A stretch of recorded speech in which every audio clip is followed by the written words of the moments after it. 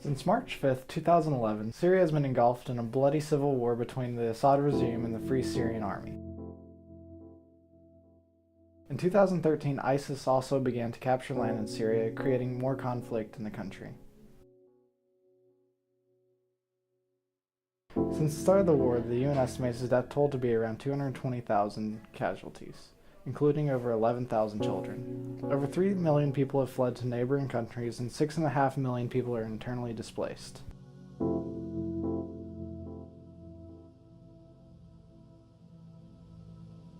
You know, on one hand, the governor says that safety is paramount, that he wants to make sure that no terrorists would get through the process and attack Arkansans. On the other side, you have Syrian refugees saying that they don't pose a threat, that they're fleeing from war, and that they need a place to go. So I don't have an opinion. In light of the declaration of war from ISIS, in light of the horrific terrorist attack, in light of the admissions from the director of the FBI, who I might note President Obama appointed, Director Comey said the administration cannot vet these refugees to determine whether or not they are ISIS terrorists. Indeed, he said, since they don't have the data on which of the Syrian refugees are involved with ISIS terrorism. If I knew the vetting process, if there's so much rumor and there's so much, is it families? Is it mostly, is it mostly male? I don't know. It's, you're so far ahead in the news cycle right now to know what's true and what's not true. If 75% of the refugees were truly male, I think that's a problem. That's not families. If most of them are families, if it is widows and orphans, as the president has said, that's a different story. Somewhat, I heard someone say, why should we be letting 40-year-old or 25-year-old refugees in here while we're sending our young men there to fight? I think that you cannot ignore folks, especially. You look at the Paris attacks on Friday the 13th. You look at the Russian bomber being blown out of the air. And then, of course, you had 9/11 before all of this. So people being concerned about themselves and their families, you've got to respect that.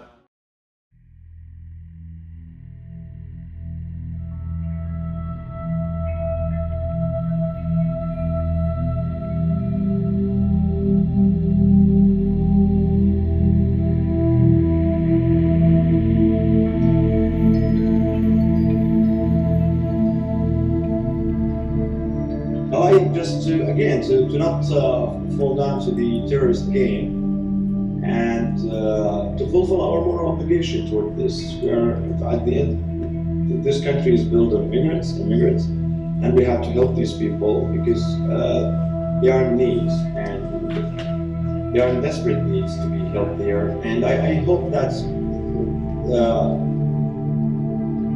our presidential candidates, they will do the correct thing at the end of that. To come to the United States, you have to fly. This is the only way for a refugee to come here. And to fly here, you have to be registered in the United Nations, and then you have to be investigated by the United Nations. After you're finished by the United Nations, here is what's happening. The Department of State investigates. Department of Defense, Department of Homeland Security, FBI, CIA, all these departments together come and investigate any refugees who wants to come to the United States. So if there's any gap in anyone's story, he's not going to be admitted to the United States.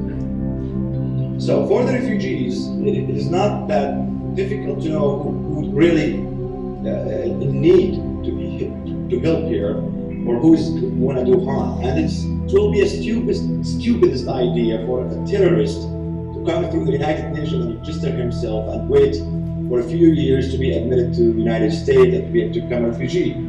Some of these refugees, as are widows, women, children, university students, people who has nothing to do with this war. They just want to find a safe place where they can raise their kids in peace. So these people actually being settled in the neighboring countries, in Turkey, Lebanon, Jordan. But unfortunately, these countries, they are not signed Geneva agreements regarding refugees, so there's no settlement. So the refugees have to stay in the camps until the war ends. And as we all know, the war is started now. It's now entered the 5th year. And it's hard for a family to stay in a tent and keep waiting for something maybe it will take decades.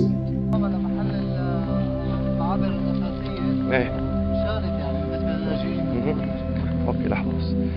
For the main paths, it's clean now. We clean it up. But for the rest of the border, of course, there is still mines.